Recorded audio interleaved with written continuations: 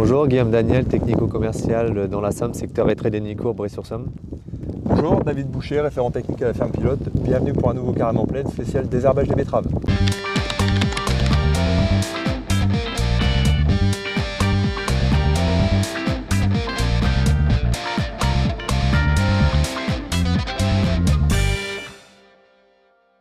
Alors la dernière fois on avait parlé de septoriose sur blé et malheureusement on ne s'est pas trompé, le risque septo il est toujours là, il est conséquent, il est même en augmentation. Donc concrètement aujourd'hui toutes les feuilles sont sorties, avec les pluies qu'on a eues, les spores sont partout, sur les dernières feuilles aussi. C'est-à-dire que globalement il manque que de la température pour que les septos explosent sur les variétés sensibles. C'est-à-dire qu'il va falloir être très vigilant sur les T2 qui ont été faits et leur persistance d'action, on compte en général 3 semaines.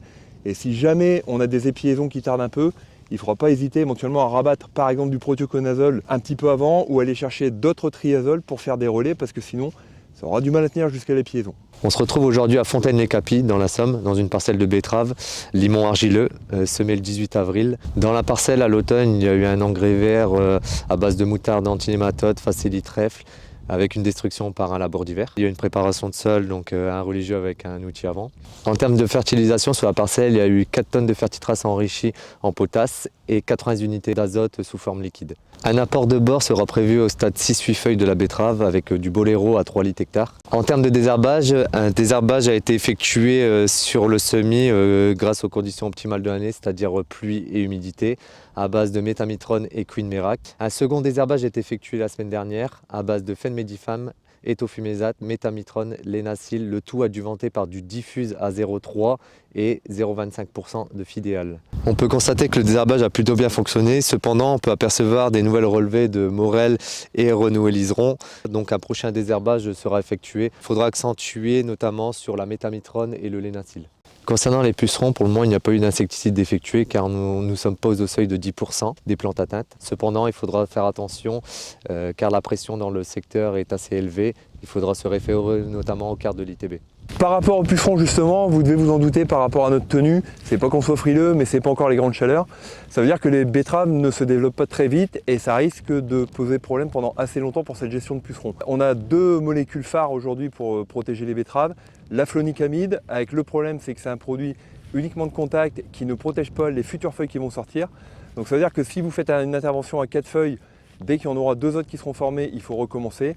Et on a de l'autre côté le spirotétramate qui lui par contre est systémique et présente une persistance d'à peu près 10 jours. La flonicamide c'est une application par campagne, le spirotétramate 3 applications par campagne. Il va falloir jouer avec ça parce que sorti de ces solutions là, on a encore la lambda-cyhalotrine ou le pyrémicard, mais c'est quand même des efficacités qui sont assez limitées. Alors niveau ravageurs, il n'y a pas que les pucerons, sinon ce serait pas drôle. Il y a aussi les limaces cette année, on est sur un printemps pluvieux, donc forcément elles se régalent, hein. Ça fait quelques années qu'elles sont dans le dur et sous le sec. Donc cette année, il faut être particulièrement vigilant sur toutes les cultures de printemps, que ce soit betterave, maïs, pommes de terre, tournesol, qui sont très appétants. En cas d'intervention, métaldéhyde ou phosphate ferrique, le métaldéhyde présente l'intérêt de pouvoir intervenir en pompier, c'est-à-dire c'est très rapide d'action. Pour le phosphate ferrique, il faudra anticiper un petit peu l'intervention parce qu'il faut que la limace s'ingurgite pendant 48-72 heures avant que les effets commencent à se faire sentir. Dernier problème là sur les betteraves, mais on le voit aussi hein, sur les pommes de terre, les maïs, c'est les repiquages sur labour. Forcément, le glypho étant interdit sur labour, on peut dire clairement que dans certaines parcelles, c'est la guerre. Et la guerre risque d'être perdue si on pense que la chimie va suffire.